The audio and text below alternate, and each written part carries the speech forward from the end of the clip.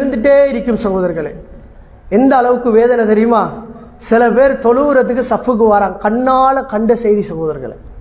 நான் பள்ளியில மௌலவியா இருக்கிறதுனால சொல்றேன். சில பேர் சஃப்புக்கு தொலை வருகிறார்கள். தொலை வந்து சஃப்புக்கு வந்த மனுஷன் பக்கத்துல வந்து இப்ப அவருக்கு பக்கத்தால தான் இவர் நிக்கணும்.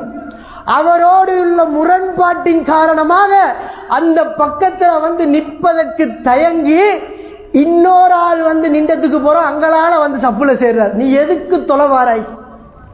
அன்புள்ள சகோதரர்களே, மனவேதனையோடு சொல்லுகிறேன். ரெண்டு பேருக்கு மத்தியில் முரண்பாடு. சப்புல வந்து இப்ப அவருக்கு பக்கத்துல தான் காலோட காலை சேர்த்து நிக்கணும். இந்த குரோதத்தினுடைய வெளிப்பாடு, இந்த வஞ்சகத்தினுடைய வெளிப்பாடு. இவனுக்கு பக்கத்துல நான் ஏன் சப்புல நிக்கணும்? வெயிட் பண்ணிட்டு இருக்கிறாரு.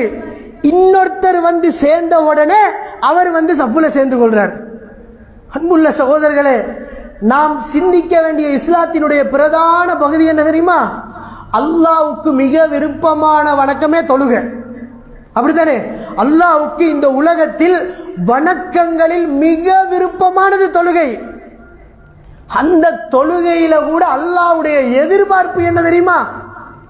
அன்புள்ள சகோதரர்களே, நீங்க எல்லாரும் பள்ளிக்கு தொலைவாங்க அப்படின்னு சொன்ன அல்லாஹ் எங்கேயாவது நின்று தொழுதுட்டு போனா நன்மையை தரணுமா இல்லையா? நாங்க பள்ளிக்கு வாரோம், அசருக்கு வாரோம், அந்த மூலையில நின்று இமாம் ஜமாத் நடத்துறாரு, நான் அந்த மூலையில இருந்து தொழுதுட்டு போறேன், பிரச்சனை இல்லையே. ஏன் சஃப்புகள்ல நேராக நெருக்கமாக இருங்கன்னு இஸ்லாம் சொல்லுகிறது? ஏன் அல்லாஹ் தஆலா இங்க அதை ஏற்படுத்துகிறான் தெரியுமா? ரசூலுல்லாஹி ஸல்லல்லாஹு அலைஹி வஸல்லம் அவர்கள் சஃப்புல நிக்கிறதுக்கு தொழுகை அல்லாஹ்வுக்கு விருப்பமான கடமை. அது கூட எப்ப பிரயோசனம் இல்லாம போகும் தெரியுமா? உங்களுடைய சஃப்புகளில் நீங்கள் இடைவெளி விட வேண்டாம். உன் சஃப்புல பக்கத்தில் உள்ள சகோதரன் சீனி விரலோட உன் சீனி விரல சேர்த்து வை. நீ இடைவெளி விட வேண்டாம். அப்படி விட்டால் அல்லாஹ் உங்களுடைய முகங்களுக்கிடையில் வேறுபாட்டை ஏற்படுத்துவார். ரசூலுல்லாஹ் இன்னொரு செய்தியிலே சொன்னார்கள், ஃபஇன்ன தஸ்வியத ஸுஃபூஃபி மின் தமாமிஸ் ஸலா. உனக்கு தொழுகையிட நன்மை பூரணமாக கிடைக்கணுமாக இருந்தா நீ முதலாவது சகோதரனா இருக்கணும். அப்பதான் உனக்கு தொழுகையிலே நன்மை கிடைக்கும். இல்லை என்றால் நீ தொழுவதில் எந்த பிரயோசனமும் கிடையாது. அன்புள்ள சகோதரர்களே, இந்த அடிப்படையை நாம் சரியாக புரிந்து கொள்ள வேண்டும்.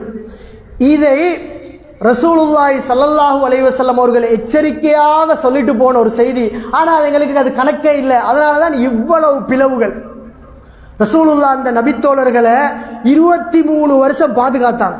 ஒருத்தர் கூட பிரிஞ்சு போகாம, ஒருத்தர் கூட மனம் நொந்து கொள்ளாமல் ரசூலுல்லாஹ் பாதுகாத்துட்டு கடைசியா ஒரு வசியத்து சொன்னாங்க. அந்த நபித்தோழர்களுக்கு என்ன சொன்னாங்க தெரியுமா? அலா, அறிந்து கொள்ளுங்கள், இன்ன ஷைத்தான கது ஐயஸ ஐயபுதஹுல் முஸல்லூன்.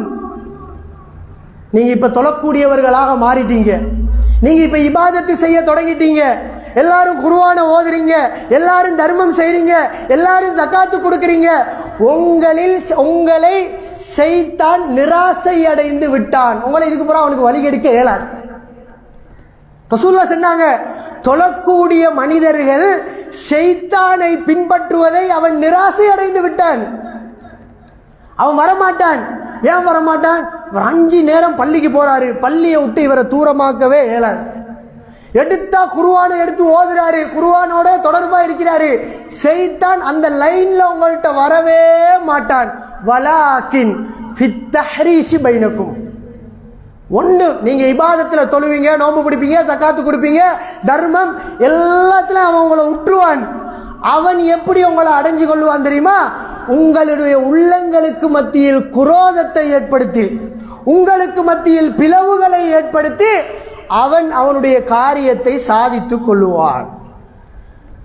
சில பேரை நீங்க பள்ளிக்கு பார்க்கலாம், சைத்தான் பள்ளிக்கு போகாத போகாத போகாதன்னு சொல்லி பாப்பா, இவர் கேட்கவே மாட்டார். உது செஞ்சு கொண்டு கஷ்டப்பட்டு வீட்டுலேயே உது செஞ்சு நடந்து வந்து நன்மை எடுத்துட்டே இருப்பார். சைத்தான் என்ன செய்வான் தெரியுமா? நிர்வாகத்தில் உள்ள ஒருத்தரோட சின்ன பிரச்சனை ஒன்றை போட்டுருவோம்.